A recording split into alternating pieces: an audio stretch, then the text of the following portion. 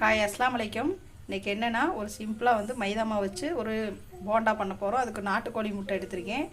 முட்டை எந்த பிராய்லர் இருந்தாலும் நீங்கள் போட்டுக்கலாம். ஒரு முட்டை போட்டிருக்கேன். இந்த இதில் ஒரு சின்ன கப்பில் ஒரு கப்பு ரவை, அரை கப்பு சுகர் போட்டுக்கோங்க, ஒரு கப்பு மைதா போட்டுக்கோங்க, பிஞ்சு ஆப்பச்சோட ஒரு பிஞ்சு உப்பு போட்டு நல்லா கலக்கி விடுங்க மாவை. இட்லி மாவு பதத்துக்கு நீங்கள் கரைச்சிக்கோங்க. மாவு பதத்துக்கு வந்துருச்சுங்க. ஒரு அரை மணி நேரம் நல்லா ஊற விடுங்க. ரவையெல்லாம் நல்லா ஊறிடும். நல்லா காஞ்சிருச்சு. இப்போ நம்ம கொஞ்சம் கொஞ்சமாக இந்த மாதிரி இப்படி பூரி மாதிரி புஸ் புஸ்ன்னு வருதுன்னு பாருங்கள், விட்டுக்கலாம்.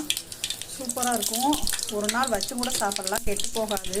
செம்ம டேஸ்ட்டாக இருக்கிற மாதிரி இந்த மாதிரி ட்ரை வச்சுக்கோங்க. இப்போ இந்த மாதிரி பொன்னிறம் வந்ததுமே இப்போ ரெடி ஆயிடுச்சுன்னா அடுத்த ஒரு இது நம்ம ஊற்றிட்டோம். இங்கே பாருங்கள், பூரி மாதிரி எப்படி பொஸ் பொஸ்ன்னு வருதுன்னு நல்லா பொன்னிறமாக அளவாக வச்சுக்கோங்க. தீ பாருங்கள், சூப்பரான போண்டா பாருங்கள் எவ்வளோ சூப்பராக கிறிஸ்பியாக இருக்குதுன்னு. என்னோடய வீடியோ உங்களுக்கு பிடிச்சிருந்தா லைக் பண்ணுங்கள், ஷேர் பண்ணுங்கள், மறக்காமல் சப்ஸ்கிரைப் பண்ணுங்கள். தேங்க்யூ.